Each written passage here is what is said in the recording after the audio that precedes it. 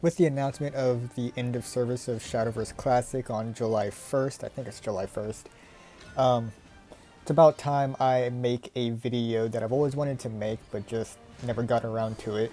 So, my time's running out, so I better get to it as soon as possible. I've wanted to do this type of video with like high quality um, stuff like that, go more in depth, which I can do that for Shadowverse Worlds Beyond at a later date. But yeah, I'm running out of time, so I'd rather just spit this video out because it's still something I wanted to do for Shadowverse Classic. So yeah, today we are going to be ranking every single Shadowverse Classic story chapter.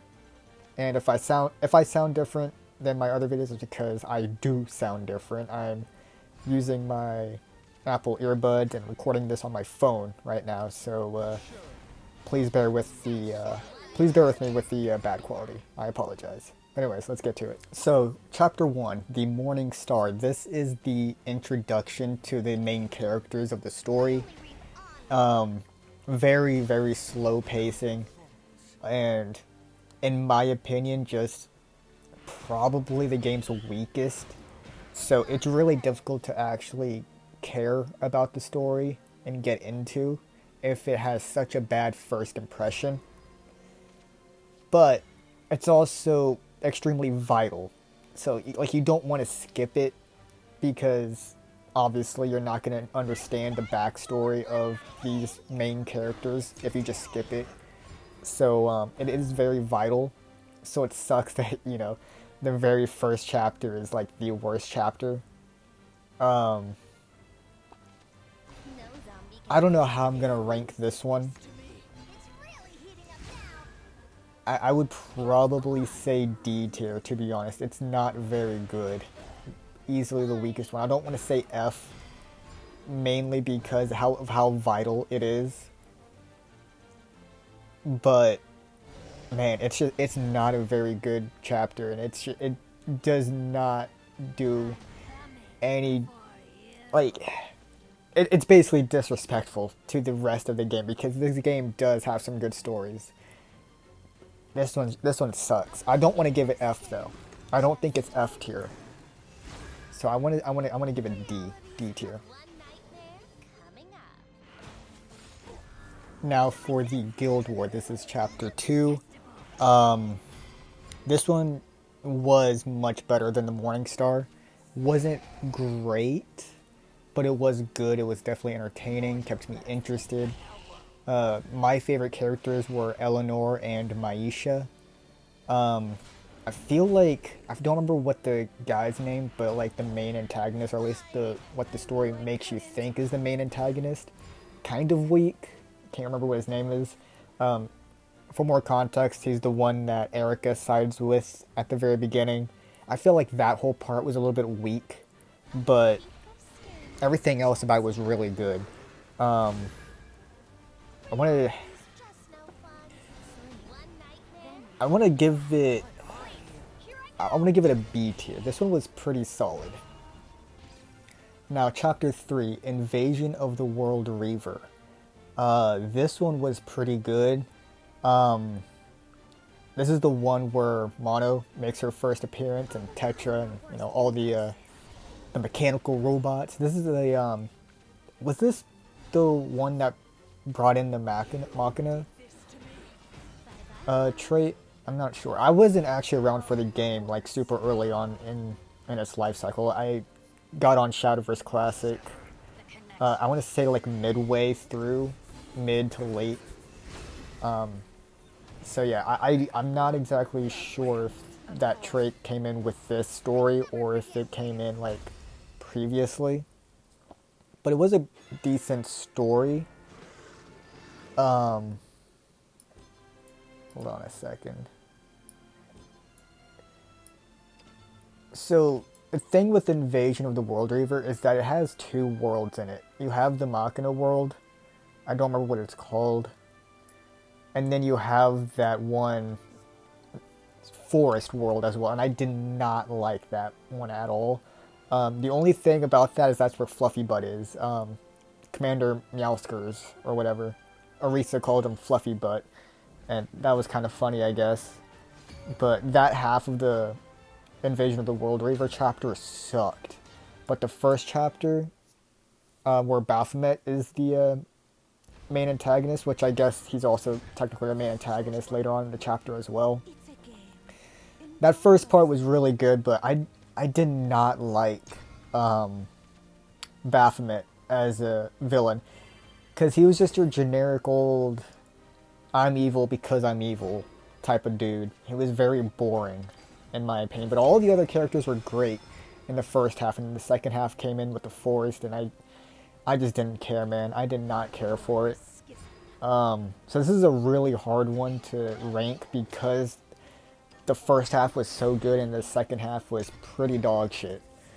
Fuck, I don't know how I'm gonna rank this one. I could I don't know, cause the first half was so damn good. I'm gonna have to give it A because the first part was really good. I'm gonna give it an A. The only thing keeping it from S is the second half. The second half was trash, and the main antagonist was just not interesting at all. But everything else was pretty good. So I'm gonna give this Invasion of the World Reaver chapter an A tier. Now for the final loop. I'm gonna be real with y'all. I really did not like this one. It had the same thing with the last one, to where the first half is like one world and the second half is another world, even though like in the story they're kind of the same world. It's like the first world like fell apart and turned into the second world or something. Yeah, I did not really like this one, and I also think it was the longest one as well, and it just wasn't that good. There were parts and characters that I did like. Like I liked Sekka, she was cool. I liked Fluise, was that her name? Fluise?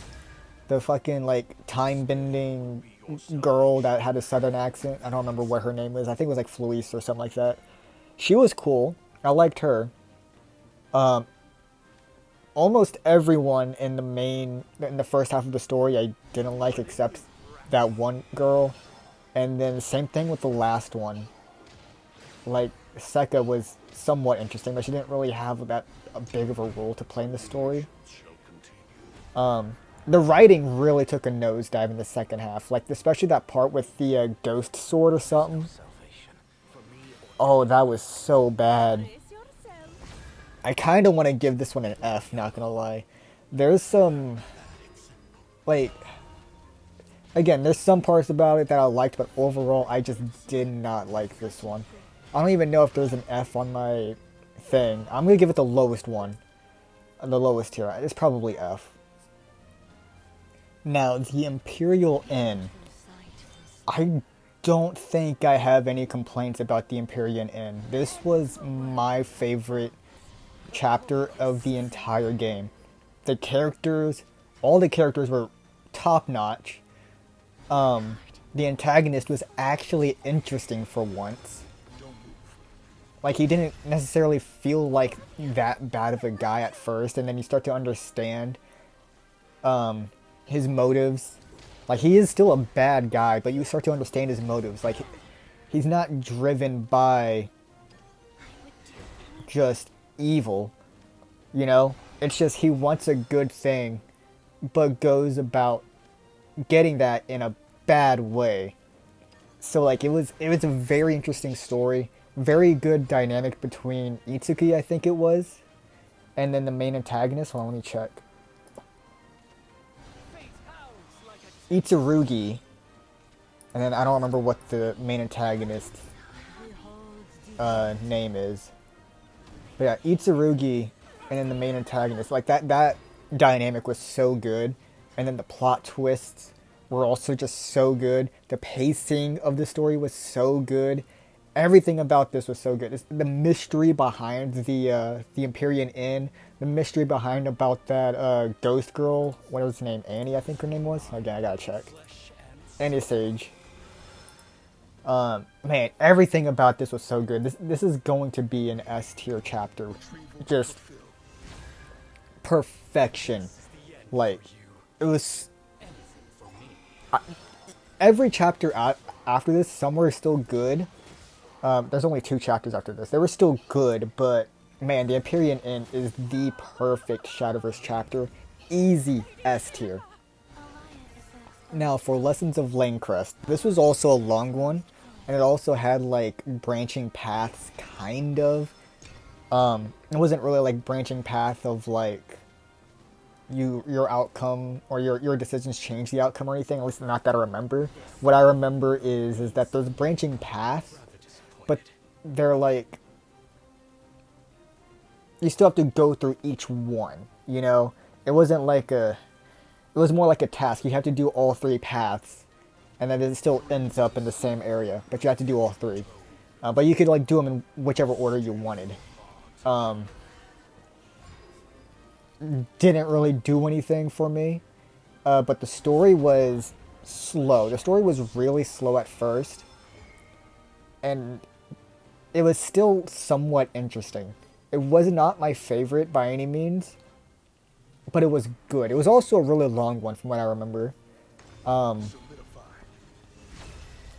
really liked the antagonist, kind of. I don't know.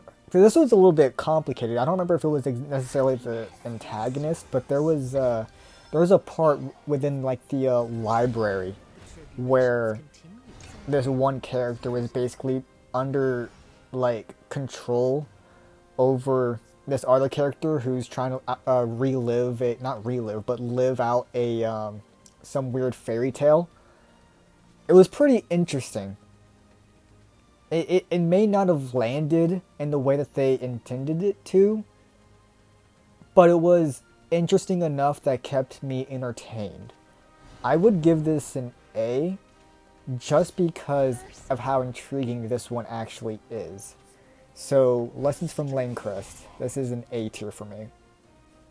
And now the final chapter, Whispers of Purgation.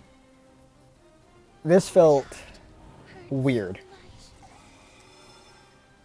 I don't know how I feel about this one. The story wasn't good. It didn't feel like Shadowverse to me. It felt like they were trying to just push stuff out of their ass, I guess.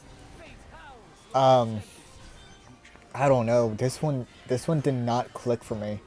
There were some interesting parts, and I liked it better than the first chapter, and I liked it better than the Reveal chapter. This will probably be a C tier. There were things I liked about it. It's one of those things where I forget most of it, right? It's like I know there is some interesting parts in it, but I forget it. It's like playing a game that you're like, oh yeah, this game was fun, and then like after a few months, you just forgot everything about the game because it didn't really leave that much of an impression on you. But you just remember liking it at the time, you know? Again, liking it as in it didn't bore me, right? It didn't bore me. It's just I wish it was better, especially coming off of the likes of the last 2 chapters, Lessons of Lanecrest and especially the Empyrean Inn. That one was really good. And for this to be the last chapter was very underwhelming. And also you got to see Zeus at the very end. That was pretty cool, I guess. Though I don't know if this story is actually going to have a connection to the story in Worlds Beyond. I don't know if that's actually been confirmed yet. If this is if Worlds Beyond is an actual continuation, or if it's a reboot. I actually don't know. If anyone knows, please let me know, because there were some things in Worlds Beyond that has happened that seems to completely rewrite what has happened in the first game. So I don't know if it's a reboot or if they're actually continuing it and they're still missing context, right? I don't know, but yeah, I think fuck, what was it called again? I gotta go back. Whispers of Purgation at C tier, middle of the road. It wasn't that bad, but it didn't really leave that much of an impression. So yeah, Whispers of Purgation, C tier. So, let me know your rankings of every Shadowverse Classic story chapter. Let me know your reasonings. Let me know how much my opinion sucks. Do all that, right? And if you want to see me do this in the future with Worlds Beyond when there's enough story chapters released, because right now there's only 4, I think. 4, yeah, I think there's just 4 right now. Um, yeah, let me know if you want to see me do this again in a higher quality, better thought out. Because right now I'm just doing this on a limb, right? On a limb? On a whim. That's the word, not limb. uh, but yeah, let me know if you like this and want to see this in the future with Worlds Beyond. I'll be willing to do it. And yeah, this is Bagel Gasai signing out.